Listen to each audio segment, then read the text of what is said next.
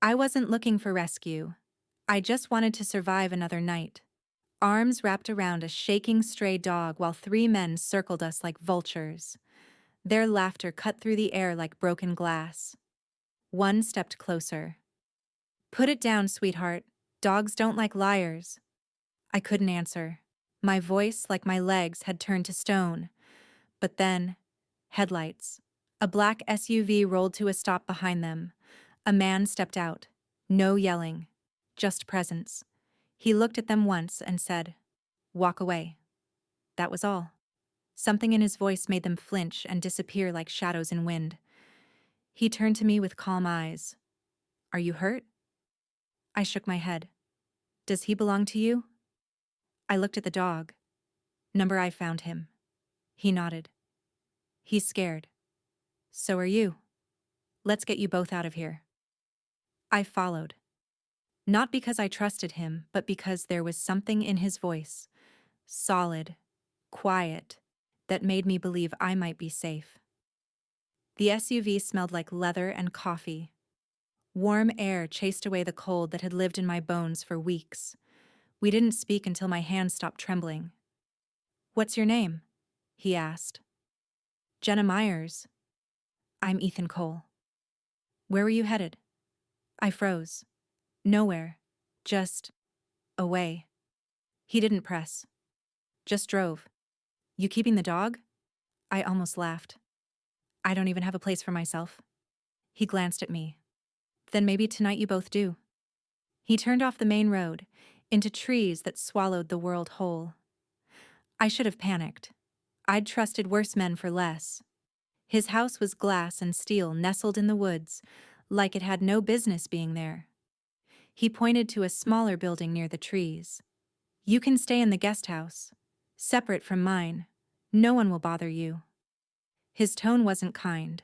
It was matter of fact, like kindness didn't need to be said. Inside, it smelled like cedar and silence. "Lock the door when I leave. There's food. Towels." Then he paused. "You look like someone who hasn't slept in weeks." I whispered, "Thank you." And for the first time in months, someone heard me. I didn't sleep easily.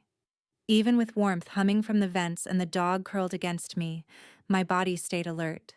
Safety felt foreign. My mind filled the silence with memories. I didn't run away chasing adventure. I ran because staying meant dying slowly. My childhood was an apartment above a hardware store. Just me and my mother. My father left when I was 5. No goodbye. Just a note and an empty bank account. My mom broke, then hardened. She worked nights and weekends, always tired, always bracing. Then came Mark. He smiled too much. Washed dishes, brought flowers, but he never liked me. I reminded him I existed before he did. The comments came quietly. My shoes, the fridge, my silence. I worked at cafes, paid bills, studied accounting because mom said it was safe. I gave up art, my dream, for a future that didn't belong to me. When I finally finished college, I thought peace might come. But one night, over a stupid pan, Mark exploded. "You're just like your father. Useless." I froze. Mom didn't. She told me to apologize, to him. I packed a bag, sketchbook, cash. No goodbye. She just watched me go. I took a bus north. Maybe my dad would take me in. He didn't. A woman with tired eyes opened the door. "He's not here. He's moved on." She let me sleep one night, then asked me to leave. No cruelty. Just the end. So I drifted. One town to the next. Until a dog and a stranger with steady eyes stopped the unraveling. Morning light poured through tall windows like an invitation.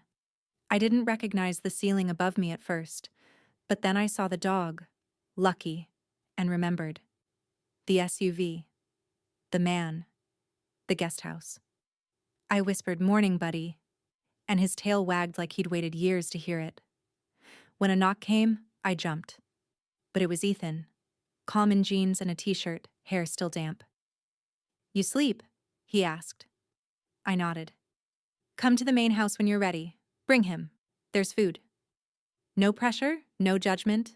Just a man who offered breakfast like he offered safety. Quietly. His kitchen looked like a catalog. Clean lines, sunlight, coffee in the air. I sat stiff, unsure where I belonged. Ethan placed a plate in front of me like it was normal. "This is a job offer," he said, sliding a folder forward. "Laundry, cleaning, cooking if you want. You can stay. No rent." I blinked. "You're offering me a job?" "You need one," he said. "And I need someone I can trust. But you don't know me. I know you picked up a stray and stood your ground. That's enough." I should have said no. Should have walked out before the ground beneath me became too comfortable. But I didn't. "Okay," I whispered. He smiled just slightly. "Great. You start today." I was kneading dough when the silver car arrived. A woman stepped out, polished, sharp, out of place. Ethan met her on the porch. His body tensed like he was bracing for impact. I couldn't hear her words, but I saw it in his posture. I edged closer to the hallway. Her voice floated in. "She's playing house on your property, Ethan." I heard my name. I heard her say I didn't belong. And that was all it took. Shame returned like an old friend. I packed my bag. I'd learned. When the world feels soft, get ready to fall.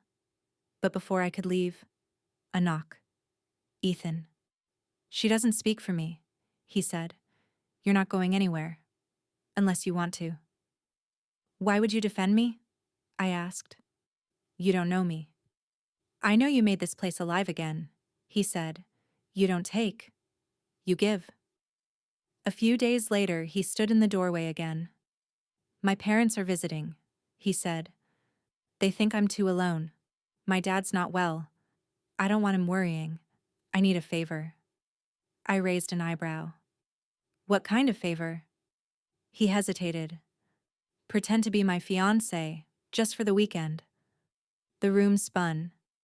"You want me to be your fiancé?" He didn't flinch.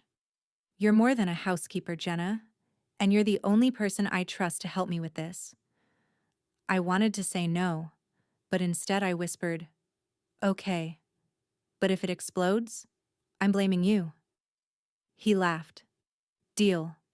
His parents arrived warm and loving, nothing like I expected. His mom pulled me into a hug. His dad called Ethan lucky. We shared stories around the fire pit. I laughed too easily. He looked at me like it wasn't pretend.